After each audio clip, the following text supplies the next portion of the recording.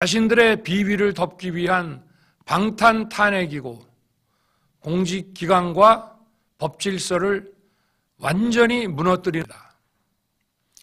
뿐만 아니라 위헌적 특검 법안을 27번이나 발의하면서 정치 선동 공세를 가해왔습니다. 급기야는 범죄자가 스스로 자기에게 면죄부를 주는 셀프 방탄 입법까지 밀어붙이고 있습니다. 거대 야당이 지배하는 국회가 자유민주주의의 기반이 아니라 자유민주주의 헌정 질서를 파괴하는 괴물이 된 것입니다. 이것이 국정마비요, 국가 위기 상황이 아니면 무엇이란 말입니까? 이것뿐만이 아닙니다. 지금 거대 야당은 국가 안보와 사회 안전까지 위협하고 있습니다. 예를 들어 지난 6월 중국인 3명이 드론을 띄워 부산에 정박 중이던 미국 항공모함을 촬영하다 적발된 사건이 있었습니다. 이들의 스마트폰과 노트북에서는 최소 2년 이상 한국의 군사시설들을 촬영한 사진들이 발견됐습니다. 지난달 40일에는 40대 중국인이 드론으로 국정원을 촬영하다 붙잡혔습니다. 이 사람은 중국에서 입국하자마자 곧장 국정원으로 가서 이 같은 일을 벌인 것으로 확인됐습니다.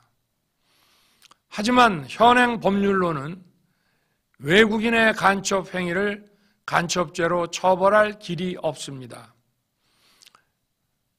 이러한 상황을 막기 위해 형법의 간첩죄 조항을 수정하려 하였지만 거대 야당이 완강히 가로막고 있습니다. 지난 정권 당시 국정원의 대공수사권을 박탈한 것도 모자라서 국가보안법 폐지도 시도하고 있습니다. 국가 안보를 위협하는 간첩을 잡지 말라는 것 아닙니까? 북한의 불법적인 핵무장과 미사일 위협 도발에도 GPS 교란과 오물 풍선에도 민주노총 간첩 사건에도 거대 야당은 이에 동조할 뿐 아니라 오히려 북한 편을 들면서 이에 대응하기 위해 고군분투하는 정부를 흠집내기만 했습니다. 북한의 불법 핵 개발에 따른 유엔 대북 제재도 먼저 풀어야 한다고 주장합니다. 도대체 어느 나라 정당이고 어느 나라 국회인지 알 수가 없습니다. 검찰과 경찰의 내년도 특경비, 특활비 예산은 아예 0원으로 깎았습니다. 금융사기 사건, 사회적 약자 대상 범죄, 마약 수사 등 민생침해 사건 수사, 그리고 대공수사에 쓰이는 기묘한 예산입니다. 마약, 딥페이크 범죄 대응 예산까지도 대폭 삭감했습니다. 자신들을 향한 수사 방해를 넘어 마약 수사, 조폭 수사와 같은 민생사범 수사까지 가로막는 것입니다. 대한민국을 간첩 천국, 마약 소굴, 조폭 나라로 만들겠다는 것 아닙니까? 이런 사람들이야말로 나라를 망치려는 반국가 세력 아닙니까? 그래놓고 자신들의 특권을 유지하기 위한 국회 예산은 오히려 늘렸습니다. 경제도 위기 비상 상황입니다. 거대 야당은 대한민국의 성장 동력까지 꺼뜨리려고 하고 있습니다. 민주당이 삭감한 내년 예산 내역을 보면 잘 알 수 있습니다.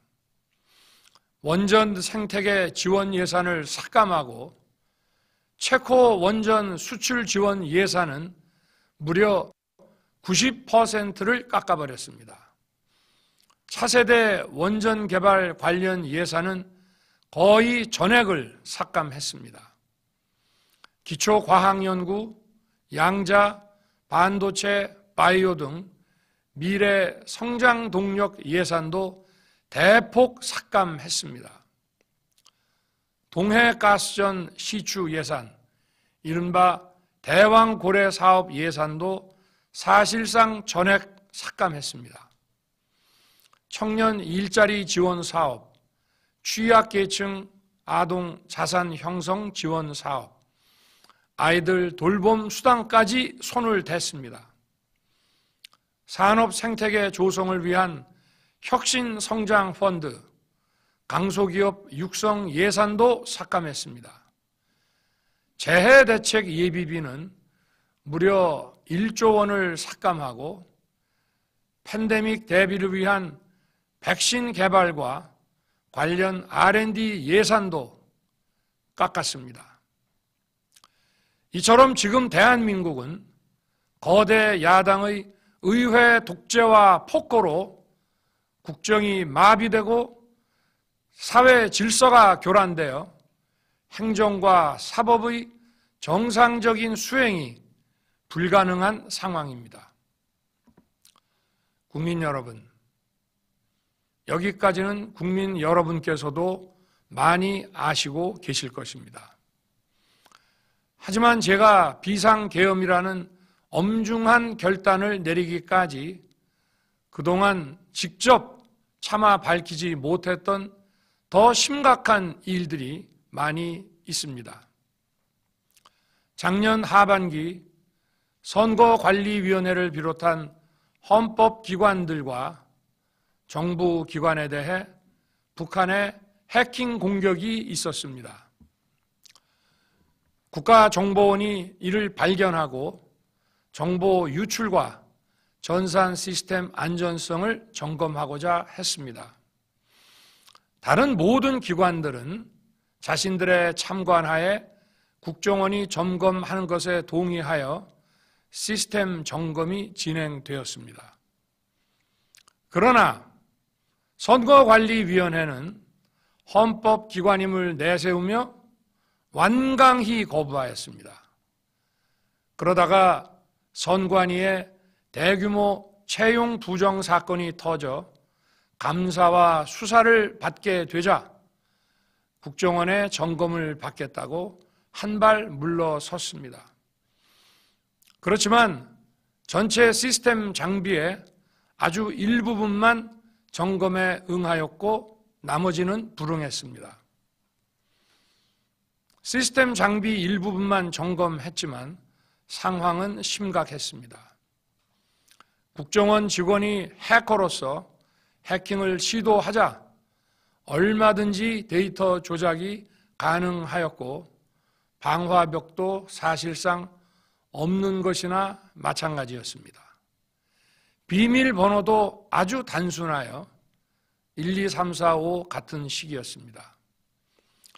시스템 보안관리 회사도 아주 작은 규모의 전문성이 매우 부족한 회사였습니다.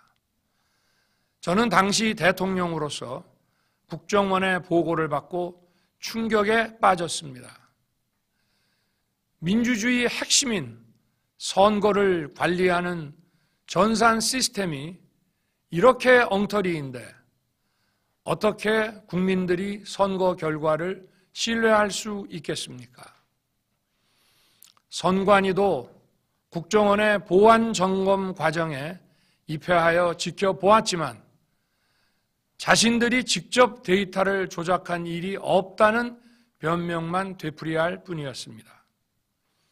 선관위는 헌법기관이고 사법부 관계자들이 위원으로 있어 영장에 의한 압수수색이나 강제 수사가 사실상 불가능합니다.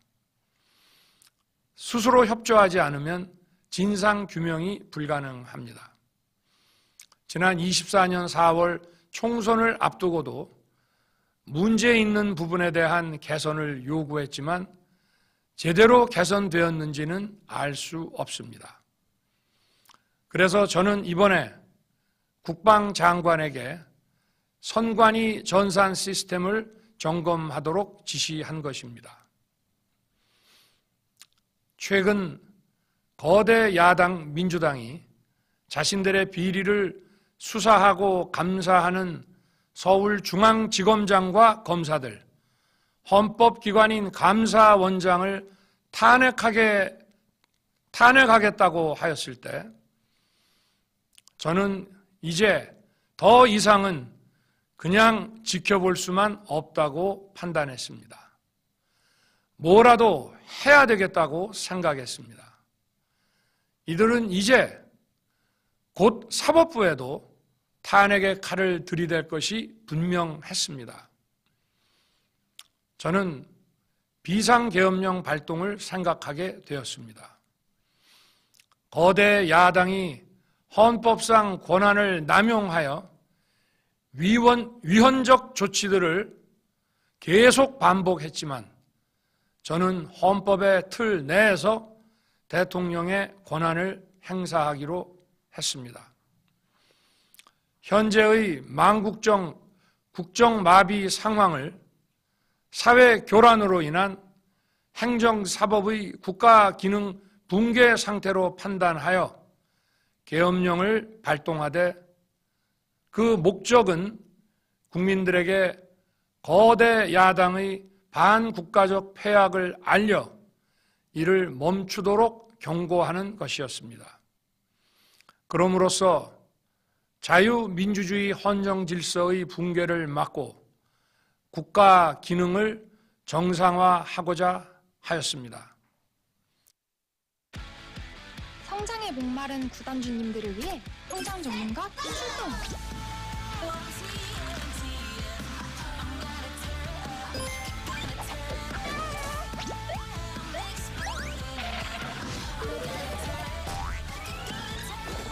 올 겨울엔 모두 함께 쑥쑥 성장할 수 있도록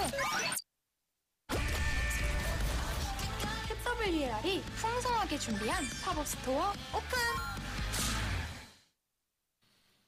비상계엄의 명분을 없애겠다는 뜻이었습니다. 애당초 저는 국방장관에게 과거의 계엄과는 달리 계엄의 형식을 빌려 작금의 위기 상황을 국민들께 알리고 호소하는 비상조치를 하겠다고 했습니다. 그래서 질서 유지에 필요한 소수의 병력만 투입하고 실무장은 하지 말고 국회의 계엄 해제 의결이 있으면 바로 병력을 철수시킬 것이라고 했습니다.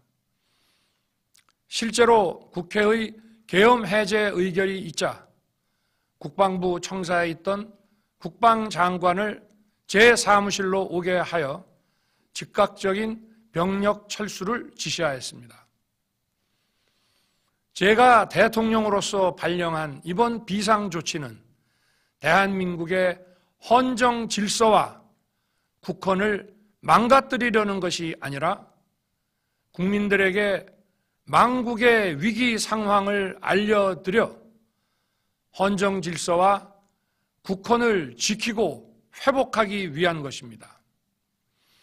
소규모이지만 병력을 국회에 투입한 이유도 거대 야당의 망국적 행태를 상징적으로 알리고 계엄 선포 방송을 본 국회 관계자와 시민들이 대거 몰릴 것을 대비하여 질서 유지를 하기 위한 것이지 국회를 해산시키거나 기능을 마비시키려는 것이 아님은 자명합니다. 300명 미만의 실무장하지 않은 병력으로 그 넓은 국회 공간을 상당 기간 장악할 수 없는 것입니다. 과거와 같은 계엄을 하려면 수만 명의 병력이 필요하고 광범위한 사전 논의와 준비가 필요하지만 저는 국방장관에게 계엄령 발령 담화 방송으로 국민들께 알린 이후에 병력을 이동시키라고 지시했습니다.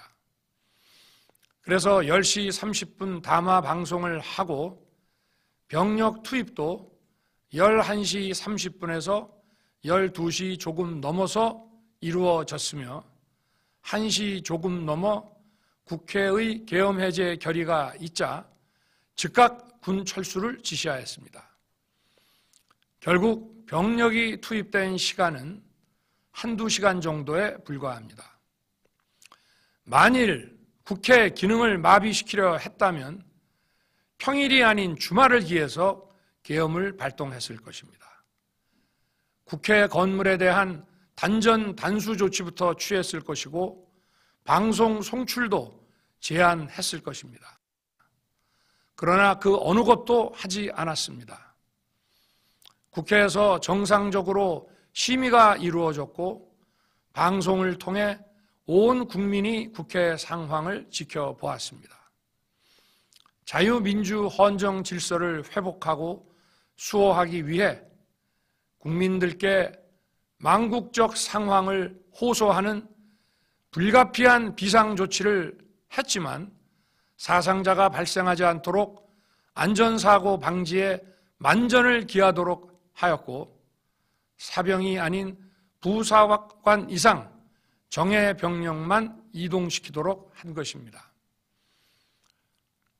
저는 이번 비상계엄을 준비하면서 오로지 국방장관하고만 논의하였고 대통령실과 내각 일부 인사에게 선포 직전 국무회의에서 알렸습니다. 각자의 담당 업무 관점에서 우려되는 반대 의견 개진도 많았습니다. 저는 국정 전반을 보는 대통령의 입장에서 현 상황에서 이런 조치가 불가피하다고 설명했습니다. 군 관계자들은 모두 대통령의 비상계엄 발표 이후 병력 이동 지시를 따른 것이니만큼 이들에게는 전혀 잘못이 없습니다. 그리고 분명히 말씀드리지만 저는 국회 관계자의 국회 출입을 막지 않도록 하였고 그래서 국회의원과 엄청나게 많은 인파가 국회 마당과 본관, 본회의장으로 들어갔고 계엄 해제 안건 심의도 진행된 것입니다. 그런데도 어떻게든 내란죄를 만들어 대통령을 끌어내리기 위해 수많은 허위 선동을 만들어내고 있습니다. 도대체 2시간짜리 내란이라는 것이 있습니까? 질서 유지를 위해 소수의 병력을 잠시 투입한 것이 폭동이란 말입니까? 거대 야당이 거짓 선동으로 탄핵을 서두르는 이유가 무엇이겠습니까? 단 하나입니다. 거대 야당 대표의 유죄 선고가 임박하자 대통령의 탄핵을 통해 이를 회피하고 조기 대선을 치르려는 것입니다. 국가 시스템을 무너뜨려서라도 자신의 범죄를 덮고 국정을 장악하려는 것입니다. 이야말로 국헌문란 행위 아닙니까? 저를 탄핵하든 수사하든 저는 이에 당당히 맞설 것입니다. 저는 이번 계엄 선포와 관련해서 법적, 정치적 책임 문제를 회피하지 않겠다고 이미 말씀드린 바 있습니다. 저는 대통령 취임 이후 지금까지 단 한순간도 개인적인 인기나 대통령 임기, 자리 보존에 연연해 온 적이 없습니다. 자리 보존 생각만 있었다면 국헌문란 세력과 구태여 맞서 싸울 일도 없었고 이번과 같이 비상계엄을 선포하는 일은 더더욱 없었을 것입니다. 5년 임기 자리 지키기에만 매달려 국가와 국민을 외면할 수 없었습니다. 저를 뽑아주신 국민의 뜻을 접을 수 없었습니다. 하루가 멀다 하고 다수의 힘으로 입법 폭거를 일삼고 오로지 방탄에만 혈안되어 있는 거대 야당의 의회 독재에 맞서 대한민국의 자유민주주의와 헌정 질서를 지키려 했던 것입니다. 그 길밖에 없다고 판단해서 내린 대통령의 헌법적 결단이자 통치 행위가 어떻게 내란이 될 수 있습니까? 대통령의 비상계엄 선포권 행사는 사명권 행사와 같은 사법심사이 되지 않는 통치 행위입니다.